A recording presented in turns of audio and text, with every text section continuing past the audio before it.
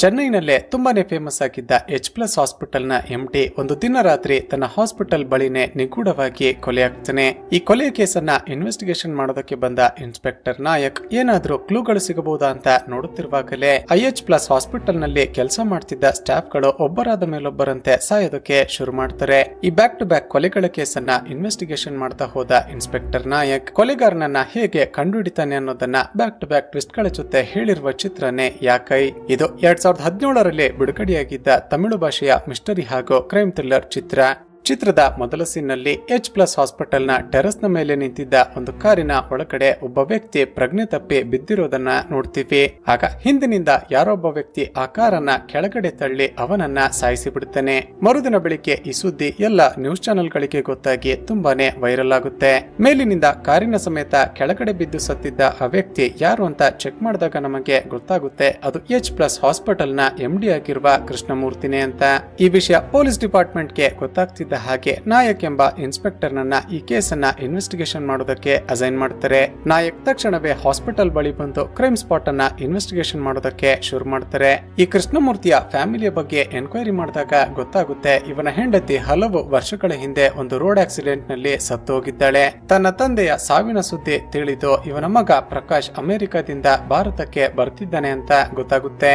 ನಂತರ ಟೆರಸ್ ನ ಮೇಲೆ ಹೋಗಿ ಚೆಕ್ ಮಾಡ್ತಿದ್ದಾಗ ಅಲ್ಲಿದ್ದ ಮರಳಿನ ಮೇಲೆ ಒಬ್ಬ ವ್ಯಕ್ತಿಯ ಶೂಸ್ ಮಾರ್ಕ್ ಸಿಗುತ್ತೆ. ಕೃಷ್ಣಮೂರ್ತಿಯ ಮೊಬೈಲ್ ಅನ್ನ ಅನ್ಲಾಕ್ ಮಾಡಿ ನೋಡಿದಾಗ ಅವನಿಗೆ ಹಿಂದಿನ ದಿನ ಒಂದು ಅನ್ನೋನ್ ನಂಬರ್ ನಿಂದ ಕೊನೆಯದಾಗಿ ಫೋನ್ ಕಾಲ್ ಬಂದಿತ್ತು ಅಂತ ಗೊತ್ತಾಗುತ್ತೆ. ನಂತರ ಹಾಸ್ಪಿಟಲ್ ನ CCTV ಕ್ಯಾಮೆರಾದ ಫುಟೇಜ್ ಗಳನ್ನ ಚೆಕ್ ಮಾಡೋಣ ಅಂತ ಹೋದ್ರೆ ಫುಟೇಜ್ ಗಳು ಸ್ಟೋರ್ ಆಗಿದ್ದ ಹಾರ್ಡ್ ಡಿಸ್ಕ್ ಅನ್ನೇ ಯಾರೋ ಕದ್ದಿದ್ದಾರೆ ಅಂತ ಗೊತ್ತಾಗುತ್ತೆ. ಹಾಸ್ಪಿಟಲ್ ನ ಗೇಟ್ ನಲ್ಲಿದ್ದ ಸೆಕ್ಯೂರಿಟಿಯನ್ನ ಎನ್ಕ್ವೈರಿ ಮಾಡಿದಾಗ ಗೊತ್ತಾಗುತ್ತೇನಂದ್ರೆ ಕೃಷ್ಣಮೂರ್ತಿ ಹಾಸ್ಪಿಟಲ್ ನ MD ಆಗಿದ್ರು ಕೂಡ ಹಾಸ್ಪಿಟಲ್ ನ ಕಂಪ್ಲೀಟ್ ಇನ್ಚಾರ್ಜ್ ಅನ್ನ ಅವಿರಾಜನ್ ಎಂಬ ವ್ಯಕ್ತಿ ನಿಭಾಯಿಸ್ತಿದ್ದ ಅಂತ. ಸರಿ, ಅವಿರಾಜ್ ನನ್ನ ಕರೀರಿ ಎನ್ಕ್ವೈರಿ ಮಾಡೋಣ ಅಂತ ನೋಡಿದ್ರೆ ಆತ ಹಿಂದಿನ ದಿನ ರಾತ್ರಿಯಿಂದಾನೇ ಕಾಣಿಸುತ್ತಿಲ್ಲ ಅಂತ ಗೊತ್ತಾಗುತ್ತೆ. ನಂತರ ಕೃಷ್ಣಮೂರ್ತಿಯ ಕ್ಯಾಬಿನ್ ಗೆ ಹೋಗಿ ನೋಡಿದ್ರೆ ಶಾಕಿಂಗ್ಲಿ ಅವನ ಕ್ಯಾಬಿನ್ ಎಲ್ಲ ರಕ್ತಸಿಕ್ತವಾಗಿರುತ್ತೆ. ಆ ಸೀನ್ ಅನ್ನ ನೋಡಿದ ನಾಯಕಗೆ ಅರ್ಥ ಆಗುತ್ತೆ ಕೃಷ್ಣಮೂರ್ತಿಯನ್ನ ಮೊದಲಿಗೆ ಯಾರೋ ಇಲ್ಲೇ ಕೊಲೆ ಮಾಡಿ ನಂತರ ಅದೊಂದು ಆಕ್ಸಿಡೆಂಟ್ ಅನ್ನುವ ರೀತಿ ಪ್ರೊಜೆಕ್ಟ್ ಮಾಡೋದಕ್ಕೆ ಪ್ರಯತ್ನ ಪಟ್ಟಿದ್ದಾರೆ ಅಂತ ಅರ್ಥ ಆಗುತ್ತೆ. ಇಲ್ಲಿಗೆ ಸೀನ್ ಕಟ್ ಆಗಿ ನಂತರದ ಸೀನ್ ನಲ್ಲಿ ಕೃಷ್ಣಮೂರ್ತಿಯ ಮಗ ಪ್ರಕಾಶ್ ಅಮೆರಿಕದಿಂದ ಭಾರತಕ್ಕೆ ವಾಪಸ್ ಬರ್ತಾನೆ.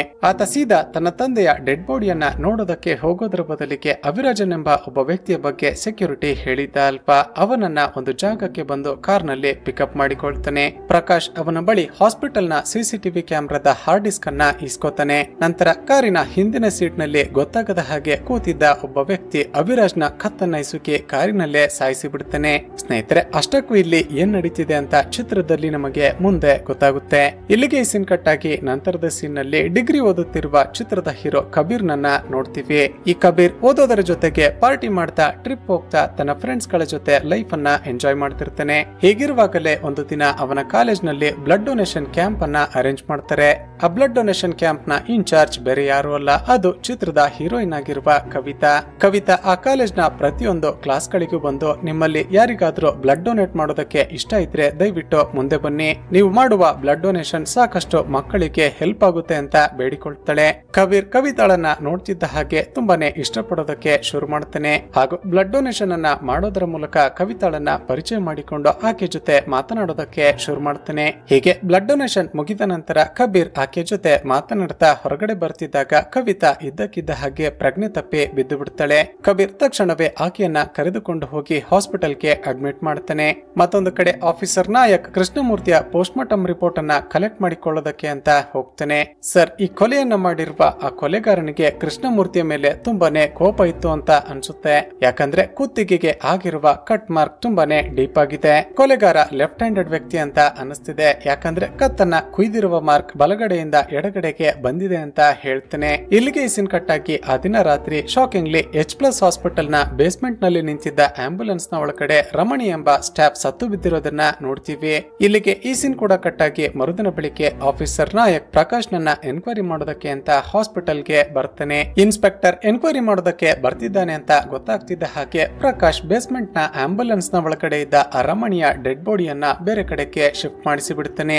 ಈಗ ನಾಯಕ್, ನಿಮ್ಮಪ್ಪನಿಗೆ ಯಾರಾದ್ರೂ ಶತ್ರುಗಳಿದ್ರ ಅಥವಾ ನಿನಗೆ ಯಾರ ಮೇಲಾದ್ರೂ ಅನುಮಾನ ಇದೆಯಾ ಅಂತ ಕೇಳ್ತಾರೆ. ಅದಕ್ಕೆ ಪ್ರಕಾಶ್, ಸರ್, ನಮ್ಮಪ್ಪ ಈ ಹಾಸ್ಪಿಟಲ್ ನ ಜೊತೆಗೆ ಇನ್ನು 4 ದೊಡ್ಡ ದೊಡ್ಡ ಹಾಸ್ಪಿಟಲ್ ಗಳ MD ಆಗಿದ್ರು. ಅವರಿಗೆ ಪರ್ಸನಲಿ ಹಾಗೂ ಪ್ರೊಫೆಷನಲಿ ಶತ್ರುಗಳಿರೋದು ಕಾಮನ್ ಅಲ್ವಾ? ಆದ್ರೆ ನನಗೆ ಸ್ಪೆಸಿಫಿಕ್ ಆಗಿ ಯಾರ ಮೇಲೆ ಕೂಡ ಅನುಮಾನ ಇಲ್ಲ ಅಂತ ಹೇಳ್ತೇನೆ. ಆಫೀಸರ್ ನಾಯಕ್ಗೆ ಈ ಪ್ರಕಾಶ್ ತುಂಬಾನೇ ಆರೋಗ್ಯಂಟ್ ಆಗಿ ಮಾತನಾಡ್ತಿರೋದನ್ನ ನೋಡಿ ಇವನ ಮೇಲೆ ಅನುಮಾನ ಶುರುವಾಗುತ್ತೆ. ಮತ್ತೊಂದು ಕಡೆ ಕವಿತಾ ಪ್ರಜ್ಞೆ ತಪ್ಪಿ ಬಿದ್ದಿದ್ಲು ಅಲ್ವಾ? ಅದಕ್ಕೆ ಕಾರಣ ಏನು ಅಂದ್ರೆ ಆಕೆ ಬ್ಲಡ್ ಡೊನೇಟ್ ಮಾಡಿದ್ದಕ್ಕೆ ಆಯಾಸ ಆಗಿ ಪ್ರಜ್ಞೆ ತಪ್ಪಿ ಬಿದ್ದಿರ್ತಾಳೆ. ಎಚ್ಚರವಾದಾಗ ತನ್ನನ್ನ ಹಾಸ್ಪಿಟಲ್ಗೆ ಕರೆದುಕೊಂಡು ಬಂದು ಅಡ್ಮಿಟ್ ಮಾಡಿದ್ದು ಕಬೀರ್ ಅಂತ ಗೊತ್ತಾಗಿ ಅವನ ಮೇಲೆ ಒಳ್ಳೆ ಒಪಿನಿಯನ್ ಕ್ರಿಯೇಟ್ ಆಗುತ್ತೆ. ಹೀಗೆ ಕಬೀರ್ ಕವಿತಾಳ ಜೊತೆ ಫ್ರೆಂಡ್ಶಿಪ್ ಮಾಡಿಕೊಂಡು ಆಕೆ ಜೊತೆ ಓಡಾಡೋದಕ್ಕೆ ಶುರು ಮಾಡ್ತಾನೆ. ಆಗಲೇ ಗೊತ್ತಾಗುತ್ತೆ ಕವಿತಾ ಅಂಗವಿಕಲ ಮಕ್ಕಳು ಓದುತ್ತಿದ್ದ ಸ್ಕೂಲ್ ಅನ್ನ ನಡೆಸುತ್ತಿದ್ದಾಳೆ ಅಂತ. ಮತ್ತೊಂದು ಕಡೆ ಆಫೀಸರ್ ನಾಯಕ್ಗೆ H+ ಹಾಸ್ಪಿಟಲ್ ನಲ್ಲಿ ಕೆಲಸ ಮಾಡ್ತಿದ್ದ ರಮಣಿ ಎಂಬ ಡೇಟಾ ಆಪರೇಟರ್ ಕೂಡ 2 ದಿನಗಳಿಂದ ಮಿಸ್ಸಿಂಗ್ ಆಗಿದ್ದಾನೆ ಅಂತ ಗೊತ್ತಾಗುತ್ತೆ. ಇದೆಲ್ಲವನ್ನ ಅಬ್ಸರ್ವ್ ಮಾಡಿದ ನಾಯಕ್ಗೆ ಖಂಡಿತ ಆ ಹಾಸ್ಪಿಟಲ್ ನಲ್ಲಿ ಏನೋ ನಡೀತಿದೆ, ಇದೆಲ್ಲದರ ಹಿಂದೆ IMD ಮಗ ಪ್ರಕಾಶ್ ನ ಕೈವಾಡ ಇರಬಹುದು ಅಂತ ಮತ್ತಷ್ಟು ಅನುಮಾನ ಬಲವಾಗುತ್ತೆ. ಆ ದಿನ ರಾತ್ರಿ ಡ್ಯೂಟಿ ಮುಗಿಸಿಕೊಂಡು ಮನೆಗೆ ಹೋಗ್ತಿದ್ದಾಗ ನಾಯಕ್ ಹಾಗೂ ಕಾನ್ಸ್ಟೇಬಲ್ ಗಳು ಹೋಗ್ತಿದ್ದ ಕಾರ್ಗೆ ಒಂದು ದೊಡ್ಡ ಲಾರಿ ಬಂದು ಗುದ್ದೆ ಆಕ್ಸಿಡೆಂಟ್ ಆಗಿ ಹೋಗುತ್ತೆ. ಈ ಆಕ್ಸಿಡೆಂಟ್ ನಿಂದಾಗಿ ನಾಯಕ್ನ ಕೈ ಮುರಿದು ಹೋಗುತ್ತೆ, ಜೊತೆಗೆ ತಲೆಗೂ ಕೂಡ ಗಾಯ ಆಗಿರುತ್ತೆ. ಡಾಕ್ಟರ್ಗಳು ಸ್ವಲ್ಪ ದಿನ ರೆಸ್ಟ್ ಮಾಡೋದಕ್ಕೆ ಅಡ್ವೈಸ್ ಮಾಡಿದ್ರು ಕೂಡ ನಾಯಕ್ ಮಾತ್ರ ಕೊಲೆಯ ಕೇಸನ್ನ ಇನ್ವೆಸ್ಟಿಗೇಷನ್ ಮಾಡೋದನ್ನ ಕಂಟಿನ್ಯೂ ಮಾಡ್ತಾನೆ. ಈಗ ನಾಯಕ್ ಪ್ರಕಾಶ್ ನ ಬಗ್ಗೆ ಎನ್ಕ್ವೈರಿ ಮಾಡಿದಾಗ ಗೊತ್ತಾಗೋದೇನಂದ್ರೆ ಅಮೆರಿಕಾದಿಂದ ಇಂಡಿಯಾಗೆ ಬರೋದಕ್ಕೆ ಕನಿಷ್ಠ ಅಂದ್ರೂ ಕೂಡ 24 ಗಂಟೆ ಸಮಯ ಬೇಕು. ಆದ್ರೆ ಪ್ರಕಾಶ್ ತನ್ನ ತಂದೆಯ ಸಾವಿನ ವಿಚಾರ ಗೊತ್ತಾಗಿ ಕೇವಲ 12 ಗಂಟೆಯಲ್ಲೇ ಇಲ್ಲಿಗೆ ಬಂದಿದ್ದಾನೆ. ಇದರ ಅರ್ಥ ಪ್ರಕಾಶ್ ತನ್ನ ತಂದೆ ಸಾಯೋದಕ್ಕೂ ಮುಂಚೆನೆ ಇಂಡಿಯಾದಲ್ಲಿದ್ದ ಅಂತ ನಾಯಕ್ಗೆ ಕನ್ಫರ್ಮ್ ಆಗುತ್ತೆ. ಹಾಗಾದ್ರೆ ಆತ ಅಮೆರಿಕಾದಲ್ಲಿದ್ದೆ ಅಂತ ಯಾಕೆ ಸುಳ್ಳನ್ನ ಹೇಳ್ದ ಅಂತ ಮತ್ತಷ್ಟು ಅವನ ಮೇಲೆ ಅನುಮಾನ ಶುರುವಾಗುತ್ತೆ. ನಂತರ ಹಾಸ್ಪಿಟಲ್ ನಲ್ಲಿ ಕೆಲಸ ಮಾಡ್ತಿದ್ದ ಡೇಟಾ ಆಪರೇಟರ್ ರಮಣಿ ಏನಾದ ಅಂತ ಅವನ ಬಗ್ಗೆ ಎನ್ಕ್ವೈರಿ ಮಾಡ್ತಿದ್ದಾಗ ನಾಯಕ್ಗೆ ಮತ್ತೊಂದು ವಿಷಯ ಗೊತ್ತಾಗುತ್ತೆ. ಪ್ರಕಾಶ್ ನನ್ನ ಆ ದಿನ ಎನ್ಕ್ವೈರಿ ಮಾಡೋದಕ್ಕೆ ಅಂತ ಹಾಸ್ಪಿಟಲ್ಗೆ ಹೋದ ದಿನವೇ ಅವನ ಡೆಡ್ ಬಾಡಿ ಪಾರ್ಕಿಂಗ್ ನಲ್ಲಿ ಒಂದು ಆಂಬ್ಯುಲೆನ್ಸ್ ನ ಒಳಗಡೆ ಇತ್ತು ಅಂತ ಪಕ್ಕದ CCTV ಕ್ಯಾಮೆರಾದ ಮೂಲಕ ಗೊತ್ತಾಗುತ್ತೆ. ಹಾಗಾದ್ರೆ ಆಂಬ್ಯುಲೆನ್ಸ್ ನ ಡ್ರೈವರ್ಗೆ ರಮಣಿಯ ಕೊಲೆಯ ಬಗ್ಗೆ ಖಂಡಿತ ಏನಾದ್ರೂ ಗೊತ್ತಿರುತ್ತೆ ಅಂತ ಅವನನ್ನ ಹುಡ್ಕೋದಕ್ಕೆ ಶುರು ಮಾಡ್ತಾರೆ. ಕೊನೆಗೆ ಅವನ ಮನೆಯನ್ನ ಪತ್ತೆ ಹಚ್ಚಿ ಅಲ್ಲಿಗೆ ಬಂದು ಸರ್ಚ್ ಮಾಡಿದಾಗ ಆತ ಸಿಗೋದೇ ಇಲ್ಲ. ಹೇಗೆ ಪೊಲೀಸರೆಲ್ಲ ಸೇರಿ ಸರ್ಚ್ ಮಾಡ್ತಿದ್ದಾಗ ಒಂದು ಕ್ಯಾಲೆಂಡರ್ ನ ಮೇಲೆ ಒಂದಷ್ಟು ನಂಬರ್ ಗಳನ್ನ ಬರೆದಿರುವ ಪ್ಯಾಟರ್ನ್ ಕಾಣಿಸುತ್ತೆ. ಆ ನಂಬರ್ ಏನು ಅಂತ ಇಂಟರ್ನೆಟ್ ನಲ್ಲಿ ಸರ್ಚ್ ಮಾಡಿದಾಗ ಅದು ಲೊಕೇಶನ್ ನ ಕೋಆರ್ಡಿನೇಟ್ ಆಗಿರುತ್ತೆ. ಅದೇ ಸಮಯಕ್ಕೆ ಮತ್ತೊಂದು ಕಡೆ ಆಂಬ್ಯುಲೆನ್ಸ್ ನ ಡ್ರೈವರ್ ನನ್ನ ಹಾಗೂ ಅವನ ಜೊತೆ ಒಬ್ಬ ಆಟೋ ಡ್ರೈವರ್ ನನ್ನ ಯಾರೊಬ್ಬ ಭೀಕರವಾಗಿ ಹೊಡೆದು ಸಾಯಿಸುತ್ತಿರುವುದನ್ನ ನಮಗೆ ತೋರಿಸಲಾಗುತ್ತೆ. ಸ್ವಲ್ಪ ಸಮಯದ ನಂತರ ಲೊಕೇಶನ್ ಅನ್ನ ಹುಡುಕಿಕೊಂಡು ಬಂದ ನಾಯಕ್ ಹಾಗೂ ಪೊಲೀಸರಿಗೆ ಆಂಬ್ಯುಲೆನ್ಸ್ ಡ್ರೈವರ್ ನ ಜೊತೆ ಮತ್ತೊಬ್ಬ ಸತ್ತು ಬಿದ್ದಿರೋದನ್ನ ನೋಡಿ ತುಂಬಾನೇ ಶಾಕ್ ಆಗುತ್ತೆ. ಆ ಕ್ರೈಮ್ ಸ್ಪಾಟ್ ನ ಸುತ್ತಮುತ್ತ ಏನಾದ್ರೂ ಕ್ಲೂಗಳು ಸಿಗುತ್ತಾ ಅಂತ ಚೆಕ್ ಮಾಡ್ತಿದ್ದಾಗ ಅಲ್ಲೂ ಕೂಡ ಹಾಸ್ಪಿಟಲ್ ನ ಟೆರಸ್ ನ ಮೇಲೆ ಸಿಕ್ಕಿದ್ದ ಅದೇ ಶೂಸ್ ಮಾರ್ಕ್ ಕಾಣಿಸುತ್ತೆ. ಈಗ ನಾಯಕ್ಗೆ ಆ ಹಾಸ್ಪಿಟಲ್ ನ MD ಸತ್ತ ನಂತರ ಹಾಸ್ಪಿಟಲ್ ನಲ್ಲಿ ಕೆಲಸ ಮಾಡ್ತಿರುವ ಒಬ್ಬೊಬ್ಬರು ಯಾಕೆ ಸಾಯ್ತಿದ್ದಾರೆ ಅಂತ ತುಂಬಾನೇ ತಲೆ ಕೆಡುತ್ತೆ. ಮರುದಿನ ಬೆಳಿಗ್ಗೆ ಕಾಲೇಜ್ ನಲ್ಲಿದ್ದಾಗ ಕಬೀರ್ಗೆ 2 ದಿನಗಳ ನಂತರ ಕವಿತಾಳ ಬರ್ತ್ಡೇ ಇದೆ ಅಂತ ಗೊತ್ತಾಗಿ ತುಂಬಾನೇ ಖುಷಿಯಾಗುತ್ತೆ. ಕವಿತಾಗೆ ಒಂದು ಗೋಲ್ಡ್ ಚೈನ್ ಅನ್ನ ಗಿಫ್ಟ್ ಆಗಿ ಕೊಡ್ಬೇಕು ಅಂತ ಡಿಸೈಡ್ ಮಾಡ್ತಾನೆ ಹಾಗೂ ಆಕೆ ಬರ್ತ್ಡೇ ದಿನವೇ ಆಕೆಗೆ ಪ್ರಪೋಸ್ ಮಾಡ್ಬೇಕು ಅಂತ ಕೂಡ ಅಂದುಕೊಳ್ತಾನೆ. ಗೋಲ್ಡ್ ಚೈನ್ ಅನ್ನ ಅರೇಂಜ್ ಮಾಡೋದಕ್ಕೆ ತನ್ನ ಫ್ರೆಂಡ್ಸ್ ಗಳ ಬಳಿಯೆಲ್ಲ ಸಾಲವನ್ನ ಕೇಳ್ತಾನೆ. ಆದ್ರೆ ಯಾರು ಕೂಡ ಸಾಲ ಕೊಡೋದೇ ಇಲ್ಲ. ಕೊನೆಗೆ ಇವನ ಬಳಿ ಒಂದು ಹಳೆಯ ಕ್ಯಾಮ್ರಾ ಇರುತ್ತೆ. ತನ್ನ ಫ್ರೆಂಡ್ಸ್ ಗಳ ಸಹಾಯದಿಂದ ಒಂದು ಇವೆಂಟ್ ನಲ್ಲಿ ಫೋಟೋಗ್ರಾಫರ್ ಆಗಿ ಕೆಲಸ ಮಾಡಿ ಅದರಲ್ಲಿ ಬಂದ ದುಡ್ಡಿನಲ್ಲಿ ಚೈನ್ ಅನ್ನ ಪರ್ಚೇಸ್ ಮಾಡ್ತಾನೆ. ಖಂಡಿತ ಈ ಚೈನ್ ಕವಿತಾಗೆ ಇಷ್ಟ ಆಗುತ್ತೆ ಅಂತ ಖುಷಿಯಿಂದ ಆಕೆಗೆ ಕಾಲ್ ಮಾಡ್ತಾನೆ. ಆಕೆ ಬರ್ತ್ಡೇ ಇದ್ದ ದಿನ ಟೆಂಪಲ್ ಗೆ ಹೋಗ್ಬೇಕು ಅಂತ ಬಸ್ ಸ್ಟಾಪ್ ನಲ್ಲಿ ನಿಂತಿದ್ದೀನಿ, ಅಲ್ಲಿಗೆನೆ ಬಾ ಅಂತ ಹೇಳ್ತಾಳೆ. ಹೇಗಾದ್ರೂ ಮಾಡಿ ಕವಿತಾಗೆ ಇವತ್ತು ಪ್ರಪೋಸ್ ಮಾಡಲೇಬೇಕು ಅಂತ ತುಂಬಾನೇ ಖುಷಿಯಾಗಿ ಆ ಬಸ್ ಸ್ಟಾಪ್ ಗೆ ಇನ್ನೇನು ಬಂದು ರೀಚ್ ಆಗ್ಬೇಕು ಅನ್ನುವಷ್ಟರಲ್ಲಿ ರಸ್ತೆ ಬದಿ ನಿಂತಿದ್ದ ಕವಿತಾಗೆ ಒಂದು ಆಟೋ ತುಂಬಾನೇ ಸ್ಪೀಡ್ ಆಗಿ ಬಂದು ಗುದ್ದಿ ಆಕ್ಸಿಡೆಂಟ್ ಮಾಡಿಬಿಡುತ್ತೆ. ಆಕ್ಸಿಡೆಂಟ್ ನಲ್ಲಿ ಕವಿತಾಳ ತಲೆಗೆ ತುಂಬಾನೇ ಏಟಾಗಿ ರಕ್ತ ಸುರಿಯೋದಕ್ಕೆ ಶುರುವಾಗುತ್ತೆ. ನೋಡಿದ್ರೆ shockingly Kavitha on the spot ಸತ್ತು ಹೋಗ್ತಾಳೆ. ಇದನ್ನು ನೋಡಿದ ಕಬೀರ್ಗೆ ಒಂದು ಸರಿ ಶಾಕ್ ಆಗಿ ಹೋಗುತ್ತೆ. ಇನ್ನೇನು ಅಲ್ಲಿಗೆ ಬರಬೇಕು ಅನ್ನುವಷ್ಟರಲ್ಲಿ ಕಬೀರ್ನ ಗಾಡಿಗೆ ಕೂಡ ಆಕ್ಸಿಡೆಂಟ್ ಆಗಿ ಆತನು ಪ್ರಜ್ಞೆ ತಪ್ಪಿ ಬಿದ್ದು ಬಿಡುತ್ತಾನೆ. ಇದನ್ನು ನೋಡಿದ ಸುತ್ತಮುತ್ತಲಿನ ಜನಗಳು ತಕ್ಷಣವೇ ಇವರಿಬ್ಬರನ್ನ ಹಾಸ್ಪಿಟಲ್ಗೆ ಶಿಫ್ಟ್ ಮಾಡ್ತಾರೆ. ಮತ್ತೊಂದು ಕಡೆ ಶಾಕಿಂಗ್ಲಿ ಇನ್ಸ್ಪೆಕ್ಟರ್ ನಾಯಕ್ ಕಬೀರ್ನ ಕಾಲೇಜ್ ಕಾಲೇಜ್ಗೆ ಬಂದು ಆತ ಎಲ್ಲಿದ್ದಾನೆ ಅಂತ ಹುಡ್ಕೋದಕ್ಕೆ ಶುರು ಮಾಡ್ತಾನೆ. ಆತ ಕಾಲೇಜ್ಗೆ ಬಂದಿಲ್ಲ ಅಂತ ಗೊತ್ತಾಗಿ ಆತ ಸ್ಟೇ ಆಗಿದ್ದ ರೂಮ್ಗೆ ಹೋಗಿ ಚೆಕ್ ಮಾಡ್ತಿದ್ದಾಗ ಕಬೀರ್ ಈ ಹಿಂದೆ ತನ್ನ ಫ್ರೆಂಡ್ಸ್ ಗಳ ಜೊತೆ ಟ್ರಿಪ್ಗೆ ಹೋಗಿದ್ದಾಗ ತೆಗೆಸಿಕೊಂಡಿದ್ದ ಒಂದು ಫೋಟೋ ಕಾಣಿಸುತ್ತೆ. ಅದರಲ್ಲಿ ಆತ ಹಾಕಿಕೊಂಡಿದ್ದ ಶೂಸ್ ಗಳ ಮಾರ್ಕ್ ಅನ್ನ ಈ ಹಿಂದೆ ಕ್ರೈಮ್ ಸ್ಪಾಟ್ ಗಳಲ್ಲಿ ಸಿಕ್ಕಿದ್ದ ಶೂಸ್ ಮಾರ್ಕ್ ಗಳಿಗೆ ಮ್ಯಾಚ್ ಮಾಡಿ ನೋಡಿದ್ರೆ ಶಾಕಿಂಗ್ಲಿ ಅದು ಮ್ಯಾಚ್ ಆಗಿ ಬಿಡುತ್ತೆ. ಕೊನೆಗೆ ಕಬೀರ್ಗೆ ಆಕ್ಸಿಡೆಂಟ್ ಆಗಿ ಆತ ಹಾಸ್ಪಿಟಲ್ ನಲ್ಲಿ ಅಡ್ಮಿಟ್ ಆಗಿದ್ದಾನೆ ಅಂತ ಗೊತ್ತಾಗಿ ಅಲ್ಲಿಗೇನೆ ಬಂದು ಅರೆಸ್ಟ್ ಮಾಡಿ ಬಿಡ್ತಾರೆ. ಕಬೀರ್ ನನ್ನ ಆಂಬುಲೆನ್ಸ್ ಡ್ರೈವರ್ ನ ಜೊತೆ ಒಬ್ಬ ಆಟೋ ಡ್ರೈವರ್ ನನ್ನ ಸಾಯಿಸಿದ್ದ ಕ್ರೈಮ್ ಸ್ಪಾಟ್ ಗೆ ಕರೆದುಕೊಂಡು ಬರ್ತಾನೆ. ಕಬೀರ್ ಏನ್ ನಡೀತು ಅಂತ ನಿಜ ಒಪ್ಕೋ. ಈ ಹಾಸ್ಪಿಟಲ್ ನ MD ಯನ್ನ, ಆಂಬುಲೆನ್ಸ್ ಡ್ರೈವರ್ ನನ್ನ ಹಾಗೂ ಆಟೋ ಡ್ರೈವರ್ ನನ್ನ ಯಾಕೆ ಕೊಲೆ ಮಾಡಿದೆ? ಪೊಲೀಸರೆಲ್ಲ ಸೇರಿ ನಿನಗೆ ಸರಿಯಾಗಿ ಹೊಡೆಯೋದಕ್ಕೂ ಮುಂಚೆ ಏನ್ ನಡೀತು ಅಂತ ಒಪ್ಕೋ, ಇಲ್ಲಾಂದ್ರೆ ಜೀವನ ಪರ್ಯಂತ ನೀನು ಜೈಲಿನಲ್ಲೇ ಇರಬೇಕಾಗುತ್ತೆ ಅಂತ ಹೆದರಿಸುತ್ತಾನೆ. ಸ್ನೇಹಿತರೆ, ಈಗ ಚಿತ್ರದಲ್ಲಿ ಒಂದು ಶಾಕಿಂಗ್ ಟ್ವಿಸ್ಟ್ ರಿವೀಲ್ ಆಗುತ್ತೆ. ಚಿತ್ರದ ಶುರುವಿನಿಂದ ನಾವು ಕಬೀರ್ ಹಾಗೂ ಕವಿತಾಳ ಲವ್ ಸ್ಟೋರಿಯನ್ನ ನೋಡಿದ್ವಿ ಅಲ್ವಾ. ಅದೆಲ್ಲವೂ ಕೂಡ ಹಾಸ್ಪಿಟಲ್ ನ MD ಕೃಷ್ಣಮೂರ್ತಿ ಸಾಯೋದಕ್ಕೂ ಮುಂಚೆ ನಡೆದಿರುವಂತಹ ಕತೆ. ಆ ದಿನ ಬಸ್ ಸ್ಟಾಪ್ ನಲ್ಲಿ ವೇಟ್ ಮಾಡ್ತಾ ನಿಂತಿದ್ದಾಗ ಕವಿತಾಳಿಗೆ ಒಂದು ಆಟೋ ಬಂದು ಗುದ್ದಿ ಆಕೆ ಸತ್ತು ಹೋದ್ಲಲ್ವಾ. ಆಗ ಸುತ್ತಮುತ್ತಲಿನ ಜನ ಆಟೋದ ನಂಬರ್ ಅನ್ನ ಕಲೆಕ್ಟ್ ಮಾಡಿಕೊಂಡಿರ್ತಾರೆ. ಕಬೀರ್ ಆಟೋದ ಬಗ್ಗೆ ಎನ್ಕ್ವೈರಿ ಮಾಡ್ತಿದ್ದಾಗ ಆಟೋ ನಂಬರ್ ಗೊತ್ತಾಗುತ್ತೆ. ಕೊನೆಗೂ ಆಟೋ ಡ್ರೈವರ್ ಒಂದು ಜಾಗದಲ್ಲಿ ಸಿಗ್ತಾನೆ. ಮೊದಲೇ ದುಃಖ ಹಾಗೂ ಫ್ರಸ್ಟ್ರೇಷನ್ ಅಲ್ಲಿದ್ದ ಕಬೀರ್ ಆಟೋ ಡ್ರೈವರ್ ಗೆ ಸರಿಯಾಗಿ ಹೊಡಿತಾನೆ. ಹೇಳು, ಕವಿತಾಳಿಗೆ ಯಾಕೆ ಆಕ್ಸಿಡೆಂಟ್ ಮಾಡಿದೆ? ಬೈ ಚಾನ್ಸ್ ಅವತ್ತು ಆಕ್ಸಿಡೆಂಟ್ ಆಯ್ತು ಅಂತ ಅಂದುಕೊಂಡ್ರು ಕೂಡ ಆ ದಿನ ಜಾಸ್ತಿ ಟ್ರಾಫಿಕ್ ಇರ್ಲಿಲ್ಲ, ಜೊತೆಗೆ ನಿನ್ನ ಆಟೋದ ಬ್ರೇಕ್ ಕೂಡ ಫೇಲ್ ಆಗಿರ್ಲಿಲ್ಲ. ಏನ್ ನಡೀತು ಅಂತ ನಿಜ ಹೇಳು, ಇಲ್ಲ ಅಂದ್ರೆ ನಿನ್ನನ್ನ ಜೀವಂತವಾಗಿ ಬಿಡೋದಿಲ್ಲ ಅಂತ ಸರಿಯಾಗಿ ಹೊಡೆದು ಎನ್ಕ್ವೈರಿ ಮಾಡ್ತಾನೆ. ಹೆದರಿಕೊಂಡ ಆ ಡ್ರೈವರ್ ಒಂದು ಟ್ವಿಸ್ಟ್ ಅನ್ನ ರಿವೀಲ್ ಮಾಡ್ತಾನೆ. ಕವಿತಾಳಿಗೆ ಆಕ್ಸಿಡೆಂಟ್ ಮಾಡಿ ಅಂತ ಒಂದಷ್ಟು ದುಡ್ಡನ್ನ ಕೊಟ್ಟಿದ್ರು, ಅದಕ್ಕೇನೆ ಆಕ್ಸಿಡೆಂಟ್ ಮಾಡಿದೆ. ಇದನ್ನ ಬಿಟ್ರೆ ನನ್ಗೇನು ಕೂಡ ಗೊತ್ತಿಲ್ಲ ಸರ್ ಅಂತ ಹೇಳ್ತಾನೆ. ಸರಿ, ನಿನಗೆ ಆಕ್ಸಿಡೆಂಟ್ ಮಾಡೋದಕ್ಕೆ ಹೇಳಿದ್ಯಾರು ಅಂತ ವಿಚಾರಿಸಿದಾಗ H+ ಆಸ್ಪತ್ರೆ ಆಂಬುಲೆನ್ಸ್ ಡ್ರೈವರ್ ಅಂತ ಗೊತ್ತಾಗುತ್ತೆ. ತಕ್ಷಣವೇ ಕಬೀರ್ ಆಟೋ ಡ್ರೈವರ್ ನನ್ನ ಎಳೆದುಕೊಂಡು ಆಂಬುಲೆನ್ಸ್ ಡ್ರೈವರ್ ಬಳಿ ಬಂದು ಅವನಿಗೂ ಸರಿಯಾಗಿ ಹೊಡಿತಾನೆ. ಆತ ಕೂಡ ಕಡೆಗೆ ಸೇಮ್ ಆನ್ಸರ್ ಅನ್ನೇ ಕೊಡ್ತಾನೆ. ಸರ್, ಈ ಕೆಲಸವನ್ನ ಮಾಡುವಂತ ನನಗೆ ಹಾಸ್ಪಿಟಲ್ ನ ಸಿಸ್ಟಮ್ ಅಡ್ಮಿನ್ ಆಗಿರುವ ರಮಣಿ ಅವರು 2 ಲಕ್ಷ ರೂಪಾಯಿಯನ್ನ ಕೊಟ್ರು. ಅವರು ಹೇಳಿದ್ದಕ್ಕೇನೆ ನಾನು ಈ ಕೆಲಸವನ್ನ ಮಾಡಿದ್ದು, ಇದನ್ನ ಬಿಟ್ರೆ ನನ್ಗೇನು ಕೂಡ ಗೊತ್ತಿಲ್ಲ ಸರ್ ಅಂತ ಅಳ್ತಾ ಹೇಳ್ತಾನೆ. ತಕ್ಷಣವೇ ಕಬೀರ್ ರಮಣಿಯನ್ನ ಹಿಡಿದು ಅವನಿಗೂ ಸರಿಯಾಗಿ ಹೊಡೆದು ಎನ್ಕ್ವೈರಿ ಮಾಡಿದಾಗ ಆತ ಮತ್ತೊಂದು ಟ್ವಿಸ್ಟ್ ಅನ್ನ ರಿವೀಲ್ ಮಾಡ್ತಾನೆ.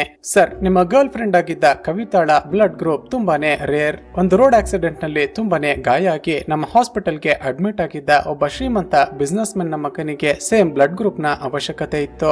ಹಾಸ್ಪಿಟಲ್ ನ ರೆಕಾರ್ಡ್ಸ್ ಗಳನ್ನ ಚೆಕ್ ಮಾಡಿದಾಗ ಕವಿತಾ ಈ ಹಿಂದೆ H+ ಹಾಸ್ಪಿಟಲ್ ನಲ್ಲಿ ತನ್ನ ಬ್ಲಡ್ ಅನ್ನ ಡೊನೇಟ್ ಮಾಡಿದ್ಲಂತೆ. ಆಕೆ ಡೀಟೇಲ್ಸ್ ಗಳನ್ನ ಕಲೆಕ್ಟ್ ಮಾಡಿಕೊಂಡು ಆಕೆಯನ್ನ ಸಾಯಿಸಿ ಬ್ಲಡ್ ಅನ್ನ ಕಲೆಕ್ಟ್ ಮಾಡಿಕೊಳ್ಳೋದಕ್ಕೆ ಹಾಸ್ಪಿಟಲ್ ನ MD ಕೃಷ್ಣಮೂರ್ತಿ ಅವರು ನನಗೆ ಹೇಳಿದ್ರು. ಅದಕ್ಕೇನೆ ಈ ಕೆಲಸ ಮಾಡಿಸ್ದೆ ಸರ್ ಅಂತ ಹೇಳ್ತಾನೆ. ಇದನ್ನ ಕೇಳಿ ಒಂದೇ ಸಾರಿ ಕೋಪಗೊಂಡ ಕಬೀರ್ ರಮಣಿಯನ್ನ ಆಂಬುಲೆನ್ಸ್ ನ ಒಳಗಡೆನೆ ಹೊಡೆದು ಭೀಕರವಾಗಿ ಸಾಯಿಸಿ ಬಿಡ್ತಾನೆ. ತಕ್ಷಣ ಡಾಕ್ಟರ್ ರೀತಿ ವೇಷ ಹಾಕಿಕೊಂಡು ಕೃಷ್ಣಮೂರ್ತಿಯ ಕ್ಯಾಬಿನ್ ಗೆ ಹೋಗಿ ಅವನ ಕುತ್ತಿಗೆಗೆ ಚಾಕು ಇಡ್ತಾನೆ. ನಿಮ್ಮ ಹಣದಾಸೆಗೆ ನಾನು ಪ್ರಾಣಕ್ಕಿಂತ ಹೆಚ್ಚಾಗಿ ಪ್ರೀತಿ ಮಾಡ್ತಿದ್ದ ಕವಿತಾಳೆ ಕೊಲೆ ಮಾಡೋದಕ್ಕೆ ಸಿಕ್ಕದ್ಲ, ಆಕೆ ನಿನ್ಗೆ ಏನು ಅನ್ಯಾಯ ಮಾಡಿದ್ಲು ಅಂತ ಸರಿಯಾಗಿ ಹೊಡಿತಾನೆ. ಆ ಕೃಷ್ಣಮೂರ್ತಿಯನ್ನ ಹೆದರಿಸಿ ಎನ್ಕ್ವೈರಿ ಮಾಡಿದಾಗ ಮತ್ತೊಂದು ಟ್ವಿಸ್ಟ್ ರಿವೀಲ್ ಆಗುತ್ತೆ. ಸ್ನೇಹಿತರೆ, ಕೃಷ್ಣಮೂರ್ತಿಯ ಹೆಸರಿನಲ್ಲಿದ್ದ ಎಲ್ಲ ಹಾಸ್ಪಿಟಲ್ ಗಳನ್ನ ಫಾರಿನ್ ಅಲ್ಲಿ ಕೂತು ಅವನ ಮಗ ಪ್ರಕಾಶ್ ನಡೆಸ್ತಿರ್ತಾನೆ. ಇವರ ಹಾಸ್ಪಿಟಲ್ ಗಳಲ್ಲಿ ನಡೆಯುತ್ತಿದ್ದ ಮತ್ತೊಂದು ಶಾಕಿಂಗ್ ವಿಷಯ ಈಗ ಗೊತ್ತಾಗುತ್ತೆ. ಇವರು ತಮ್ಮ ಹಾಸ್ಪಿಟಲ್ ಗಳಿಗೆ ಬರ್ತಿದ್ದ ಪೇಷಂಟ್ ಗಳಿಗೆ ಟ್ರೀಟ್ಮೆಂಟ್ ಮಾಡಿ ಮೆಡಿಸಿನ್ ಗಳನ್ನು ಕೊಡ್ತಿರ್ತಾರೆ. ಆದ್ರೆ ಆ ಮೆಡಿಸಿನ್ ತೆಗೆದುಕೊಂಡ ಪೇಷಂಟ್ ಗಳಿಗೆ ಬೇರೆ ರೀತಿಯ ಕಾಯಿಲೆಗಳು ಶುರುವಾಗ್ತಿರುತ್ತೆ. ಆ ರೀತಿಯಾಗಿ ಪೇಷಂಟ್ ಗಳು ಮತ್ತೆ ಮತ್ತೆ ತಮ್ಮ ಹಾಸ್ಪಿಟಲ್ ಗೆನೆ ಬರುವ ರೀತಿ ಇವರೆಲ್ಲ ಮಾಡ್ತಿರ್ತಾರೆ. ಯಾವಾಗ ಬಿಸಿನೆಸ್ ಮೆನ್ ನ ಮಗನಿಗೆ ಕವಿತಾಳ ಬ್ಲಡ್ ಗ್ರೂಪ್ ಇದ್ದ ಬ್ಲಡ್ ಬೇಕು ಅಂತ ಗೊತ್ತಾಯ್ತು, ಕೊನೆಗೆ ಹಣದ ಆಸೆಗೆ ತಮ್ಮ ಹಾಸ್ಪಿಟಲ್ ನ ರೆಕಾರ್ಡ್ಸ್ ನಲ್ಲಿದ್ದ ಕವಿತಾಳ ಡೀಟೇಲ್ಸ್ ಗಳನ್ನ ಕಲೆಕ್ಟ್ ಮಾಡಿಕೊಂಡು ಆಕೆಯನ್ನ ಕೊಲೆ ಮಾಡಿ ಬ್ಲಡ್ ಅನ್ನ ತೆಗೆದುಕೊಂಡಿರ್ತಾರೆ. ಈಗ ಕಬೀರ್ ಕೃಷ್ಣಮೂರ್ತಿಗೆ ಹೆದರಿಸಿ ಅವನ ಮಗ ಪ್ರಕಾಶ್ಗೆ ವಿಡಿಯೋ ಕಾಲ್ ಮಾಡಿಸ್ತಾನೆ. ನೀನು ತಕ್ಷಣ ಇಲ್ಲಿಗೆ ಹೊರಟು ಬರ್ಲಿಲ್ಲ ಅಂದ್ರೆ ನಿನ್ನ ತಂದೆಯನ್ನ ಸಾಯಿಸಿ ಬಿಡ್ತೀನಿ ಅಂತ ಥ್ರೆಟನ್ ಮಾಡ್ತಾನೆ. ಆದ್ರೆ ಶಾಕಿಂಗ್ಲಿ ಪ್ರಕಾಶ್ ನೋಡಿದ್ರೆ, ನೀನು ನನ್ನ ತಂದೆಯನ್ನ ಸಾಯಿಸಿದ್ರು ಕೂಡ ನನ್ಗೇನು ಚಿಂತೆ ಇಲ್ಲ, ಯಾಕಂದ್ರೆ ಈಗ ನನಗೆ ನನ್ನ ತಂದೆಯ ಅವಶ್ಯಕತೆನೆ ಇಲ್ಲ ಅಂತ ವಿಚಿತ್ರವಾಗಿ ನಗ್ತಾನೆ. ತನ್ನ ಮಗನ ಮಾತುಗಳನ್ನ ಕೇಳಿದ ಕೃಷ್ಣಮೂರ್ತಿಗೇನೆ ತುಂಬಾನೇ ಬೇಜಾರಾಗುತ್ತೆ. ತಾಯಿ ಇಲ್ಲ ಅಂತ ಚಿಕ್ಕ ವಯಸ್ಸಿನಿಂದ ಮುದ್ದಾಗಿ ಸಾಕಿ ಬೆಳೆಸಿದ್ದ ತನ್ನ ಮಗನೇ ತನ್ನನ್ನ ಸಾಯಿಸಿ ಬಿಡು ಅಂತ ಹೇಳ್ತಿದ್ದಾನಲ್ಲ ಅಂತ ಬೇಜಾರಾಗಿ ಅವನೇ ತನ್ನ ಕುತ್ತಿಗೆಯನ್ನ ಕುಯ್ದುಕೊಂಡು ಆತ್ಮಹತ್ಯೆ ಮಾಡಿಕೊಂಡು ಬಿಡ್ತಾನೆ. ಇದನ್ನ ನೋಡಿದ ಕಬೀರ್ಗೆ ಮತ್ತಷ್ಟು ಶಾಕ್ ಆಗುತ್ತೆ. ಈ ಡೆಡ್ ಬಾಡಿಯನ್ನ ಹೇಗಾದ್ರೂ ಮಾಡಿ ಡಿಸ್ಪೋಸ್ ಮಾಡಬೇಕು ಅಂತ ಒಂದು ಐಡಿಯಾ ಮಾಡಿ ಕೃಷ್ಣಮೂರ್ತಿಯ ಕಾರನ್ನ ಲಿಫ್ಟ್ ನ ಸಹಾಯದಿಂದ ಟೆರೆಸ್ ನ ಮೇಲೆ ತೆಗೆದುಕೊಂಡು ಬರ್ತಾನೆ. ನಂತರ ಒಳಗಡೆ ಕೃಷ್ಣಮೂರ್ತಿಯ ಡೆಡ್ ಬಾಡಿಯನ್ನ ಇಟ್ಟು ಹಿಂದಿನಿಂದ ತಳ್ಳಿ ಮೇಲಿನಿಂದ ಕಾರನ್ನ ಬಿಡಿಸಿ ಬಿಡ್ತಾನೆ. ಇಲ್ಲಿಗೆ ಇಸಿನ್ ಕಟ್ಟಾಗಿ ಚಿತ್ರದ ಕಥೆ ಈಗ ಪ್ರೆಸೆಂಟ್ ಗೆ ಬರುತ್ತೆ. ಈಗ ನಾಯಕ್ ಕಬೀರ್ನನ್ನ ಒಂದು ಗೋಡೌನ್ ನಲ್ಲಿ ಎನ್ಕ್ವೈರಿ ಮಾಡ್ತಿದ್ದ ಅಲ್ವಾ. ಅಲ್ಲಿಗೆ ಪ್ರಕಾಶ್ ರೌಡಿಗಳನ್ನ ಕರೆದುಕೊಂಡು ಬಂದು ಆ ಇನ್ಸ್ಪೆಕ್ಟರ್ ನನ್ನ ಹಾಗೂ ಕಬೀರ್ ನನ್ನ ಕೊಲೆ ಮಾಡೋದಕ್ಕೆ ಪ್ರಯತ್ನ ಪಡುತ್ತಾನೆ. ಕೊನೆಗೆ ಕಬೀರ್ ತುಂಬಾ ಹೊತ್ತು ಈ ಪ್ರಕಾಶ್ ಹಾಗೂ ಅವನ ರೌಡಿಗಳ ಜೊತೆ ಫೈಟ್ ಮಾಡಿ ಅವನನ್ನ ಸಾಯಿಸಿ ಕವಿತಾಳ ಸಾವಿಗೆ ಸೇಡನ್ನ ತೀರಿಸಿಕೊಳ್ತಾನೆ. ಚಿತ್ರದ ಎಂಡ್ಸಿನಲ್ಲಿ ಕಬೀರ್ ಕವಿತಾಳ ಜೊತೆ ಕಳೆದಿದ್ದ ಒಳ್ಳೆಯ ಕ್ಷಣಗಳನ್ನ ನೆನಪಿಸಿಕೊಳ್ಳುತ್ತಾ ತುಂಬಾನೇ ಎಮೋಷನಲ್ ಆಗ್ತಾನೆ ಹಾಗೂ ಇಲ್ಲಿಗೆ ಈ ಚಿತ್ರ ಮುಕ್ತಾಯವಾಗುತ್ತೆ. ಸ್ನೇಹಿತರೆ, ಅಷ್ಟಕ್ಕೂ ಪ್ರಕಾಶ್ ಯಾಕೆ ಕಬೀರ್ ಕೊಲೆ ಮಾಡಿದ್ದ ರಮಣಿಯ ಡೆಡ್ ಬಾಡಿಯನ್ನ ಡಿಸ್ಪೋಸ್ ಮಾಡಿಸಿದ್ದ ಅಂದ್ರೆ, ಒಂದು ವೇಳೆ ಆಫೀಸರ್ ನಾಯಕ್ಗೆ ಈ ವಿಷಯ ಗೊತ್ತಾಗಿ ಎನ್ಕ್ವೈರಿ ನಡೆದ್ರೆ ಕೊನೆಗೆ ಕವಿತಾಳ ಬಗ್ಗೆ ಹಾಗೂ ಹಾಸ್ಪಿಟಲ್ ನಲ್ಲಿ ನಡೆಯುತ್ತಿದ್ದ ಇಲ್ಲಿಗಲ್ ಆಕ್ಟಿವಿಟೀಸ್ ಗಳ ಬಗ್ಗೆ ಎಲ್ಲರಿಗೂ ಗೊತ್ತಾಗಿ ಬಿಡುತ್ತೆ. ಹಾಗಾಗಿನೇ ಪ್ರಕಾಶ್ ಕಬೀರ್ ಹಾಗೂ ಕೊಲೆಗಳ ವಿಷಯವನ್ನ ಮುಚ್ಚಿಡೋದಕ್ಕೆ ಪ್ರಯತ್ನ ಪಟ್ಟಿರ್ತಾನೆ. ಜೊತೆಗೆ ಅವಿರಾಜ್ ನನ್ನ ಕೂಡ ಇದೇ ಕಾರಣಕ್ಕೇನೆ ಕೊಲೆ ಮಾಡಿರ್ತಾನೆ. ಸ್ನೇಹಿತರೆ, ಚಿತ್ರದ ಕತೆ ಇಷ್ಟವಾಗಿದ್ರೆ ಈ ವಿಡಿಯೋಗೆ ಒಂದು ಲೈಕ್ ಮಾಡಿ ಶೇರ್ ಮಾಡೋದನ್ನ ಮರೆಯಬೇಡಿ. ಇದೇ ರೀತಿಯ ವಿಡಿಯೋಸ್ ಈ ಚಾನೆಲ್ ಅನ್ನ ಸಬ್ಸ್ಕ್ರೈಬ್ ಮಾಡಿಕೊಂಡು ಪಕ್ಕದಲ್ಲೇ ಇರುವ ಬೆಲ್ ಐಕಾನ್ ಅನ್ನ ಕ್ಲಿಕ್ ಮಾಡಿ.